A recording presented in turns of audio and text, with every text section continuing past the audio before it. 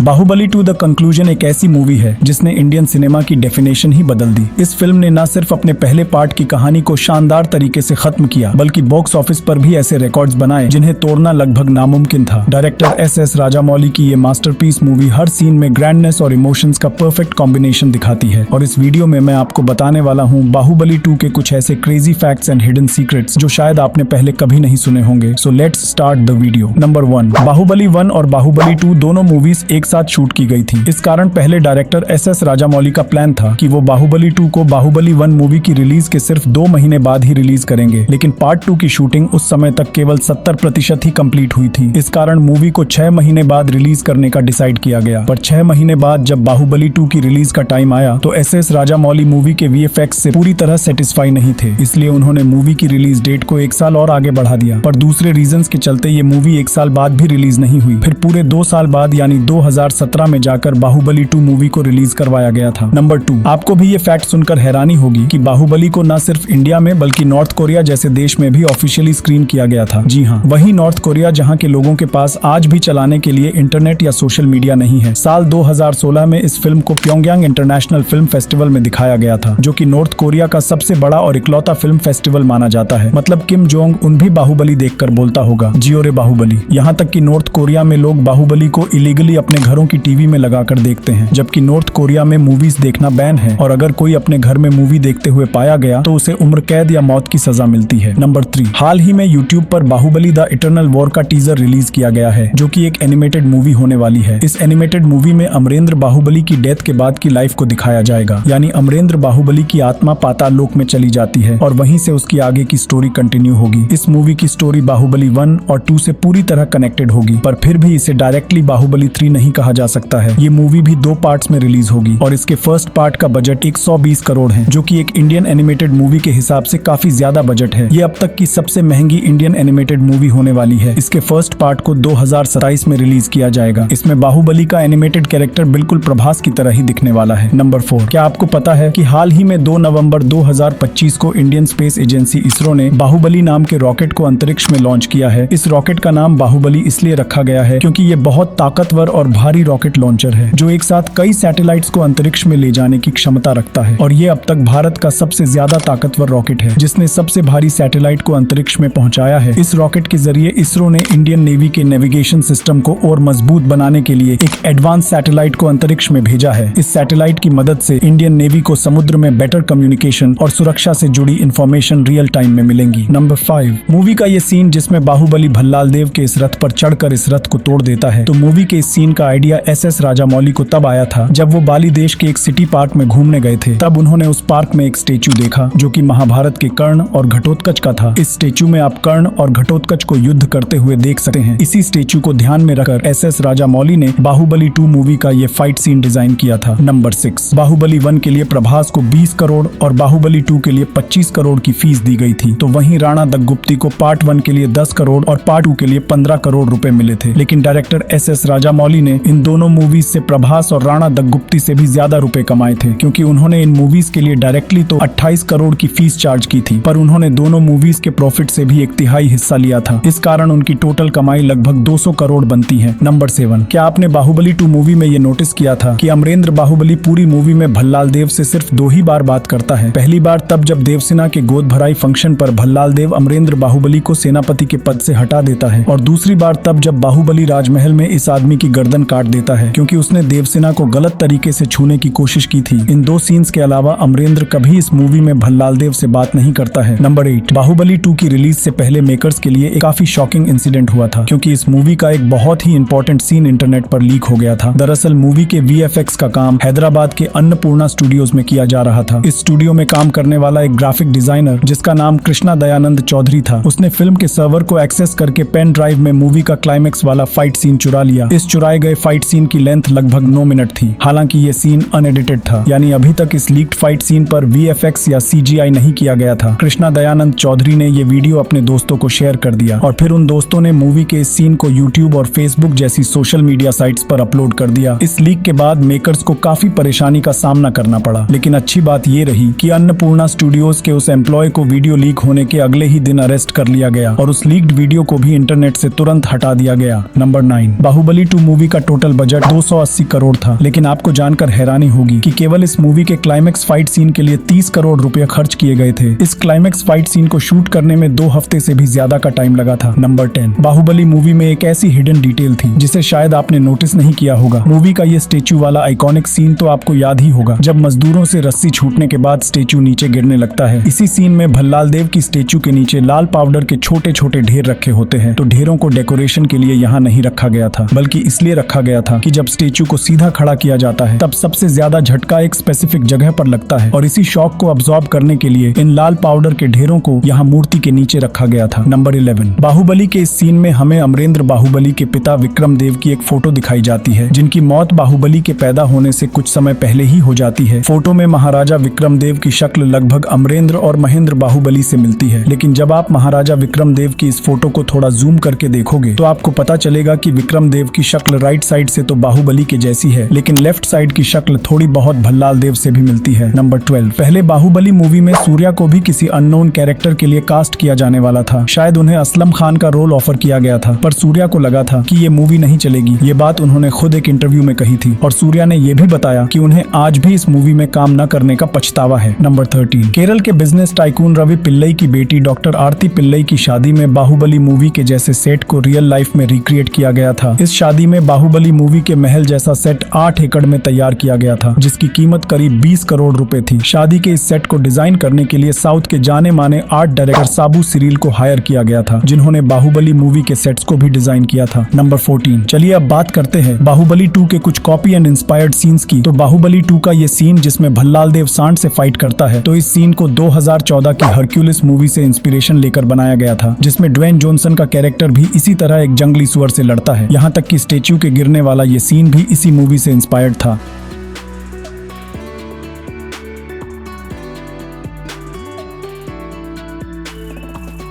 और बाहुबली का ये पॉपुलर सीन तो आपने कई सारे मीम्स में देखा ही होगा। तो ये सीन भी 2016 की बैटमैन वर्सेस सुपरमैन मूवी के इस सीन से इंस्पायर्ड था। इसके बाद मूवी का ये सीन जब महेंद्र बाहुबली के ऊपर तीरों की बारिश होती है, तो इस सीन का आइडिया भी हॉलीवुड की 300 मूवी से लिया गया था।